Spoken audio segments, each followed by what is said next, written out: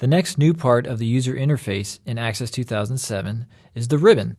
And the ribbon replaces menu bars and toolbars from previous versions of Office.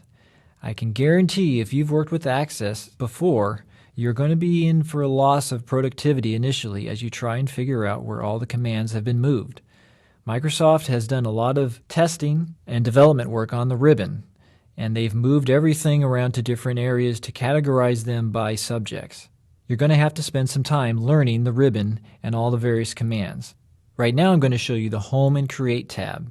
If you click on any of these tabs, you'll see that the commands on the ribbons change. External Data and Database Tools. So click on the Home tab again, and you'll notice that some of these commands are dimmed. You cannot select anything in them. And as you move around, you'll notice that certain groups highlight. Down near the bottom where it says Rich Text, Records, Sort, and Filter, these are called groups in terms of the ribbon hierarchy. All these commands are grouped by a particular common subject, sorting and filtering, finding records, for example. What I'd like you to do is click on the navigation pane where it says Contacts Navigation, select Object Type, and then double-click on the Contacts table. Now you can see a lot of the commands on the ribbon have lit up and they are available. You may also have noticed that a new tab appeared under a category called Table Tools. A new tab called Datasheet View appeared as soon as we double-clicked and opened the Contacts table. That's what's called a contextual tab, and contextual tabs appear to the right of the Database Tools tab. And we'll discuss contextual tabs as we discuss the different database objects in Part 2. For right now, what you need to realize is a contextual tab is like a toolbar from previous versions, where a toolbar would pop in and out of view depending upon the object that you had open at the moment. Right now, what you see is the Home tab, and if you click on the Views button, you'll see what's called a split button. This button performs two different functions. If you click the top half of the button, it immediately changes the view of that particular object. But if you click the arrow at the bottom part, you can select from 4 different views of this particular object. The ribbon includes a lot of different rich graphics and controls. Small and large buttons, text boxes, drop-down lists, split buttons, check boxes, galleries, and a whole bunch more. It's a rich user interface. So as you get used to using the ribbon, you'll find that it'll be easier to find things. Next to the Views group is the Clipboard group. From here, these are the common commands that you can use to cut an object, copy an object, or paste an object to the clipboard. And if you click right down here, this is the clipboard dialog box. These buttons are a little hard to find, but they will always be in the bottom right corner of a particular group. So if I click here, the clipboard expands to the right, and it has pushed the navigation pane and the object window to the right. And I'm going to close the clipboard. The Format Painter button, we'll explore that when we discuss forms in a later session, but this allows you to copy the formatting from one control to another control. This is a real handy feature when you're actually creating controls on forms and reports even. Next to the clipboard group is the font group. Here you can select from different fonts that are loaded on your Windows installation, different font size, and to the right of that is the text align boxes. You can align text to the left, to the center, or to the right. Beneath the font selection text box is a bold button, italic, and underline. If you'd like to apply any of these to the particular control that you have focus on, you can click this and that will apply it. Right here is the font color button, and it has a little arrow. If you click that arrow, Access 2007 drops down a complete color palette, and it has automatic as the default up at the top. You can choose other Access colors, or you can select a standard colors that you'd like to see.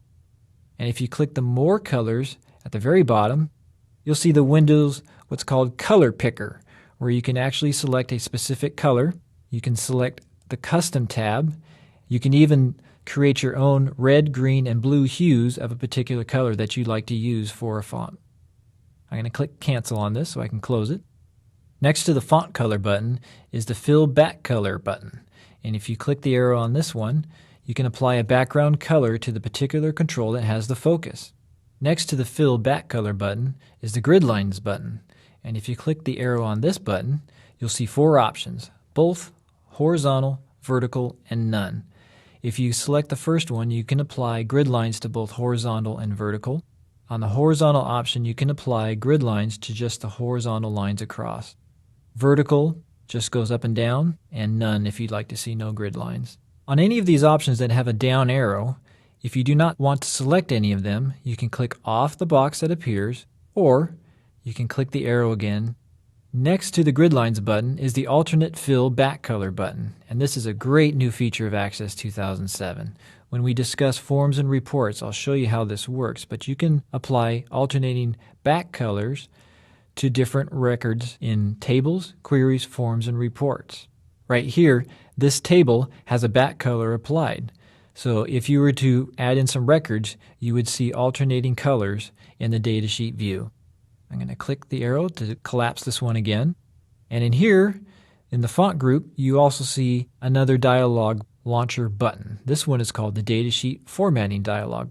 If I click that button, the Datasheet Formatting dialog box comes up with quite a few options for formatting how this datasheet looks on screen. You have different cell effects, flat, raised, and sunken. You can apply different grid lines, background colors, alternate background color, grid line color, and in this box under Sample, Access will show you a sample of how the data is going to look based on the formatting that you're applying. Now some of these options are going to seem a little bit similar to what I just mentioned as far as the grid lines. This one dialog box allows you to change many of these options that you see in the font group. For now, just click Cancel to close it. Next to the font group is the rich text group. The rich text group is next to the font group, and this particular group will only become available if you're working with a field or a control that has been defined as rich text, a new feature in Access 2007. What I'd like you to do is use the Tab key on your keyboard and tab over to the Notes field. And as you see, all of these options on the rich text now are highlighted and can be used. Up near the top, you'll see Decrease List Level, which decreases the list indent for rich text. Next to that, Similar increases the list level indent. Next to that button, you'll see the left to right text direction, and there's a down arrow for additional options. You can go left to right or right to left. You can even add numbering into your rich text field, bullets, and next to that is a text highlight color. And here again, if you click that arrow, you'll see some more colors. However, it's a very small list in terms of the rich text colors that this field accepts in Access 2007. So I'm going to click off there.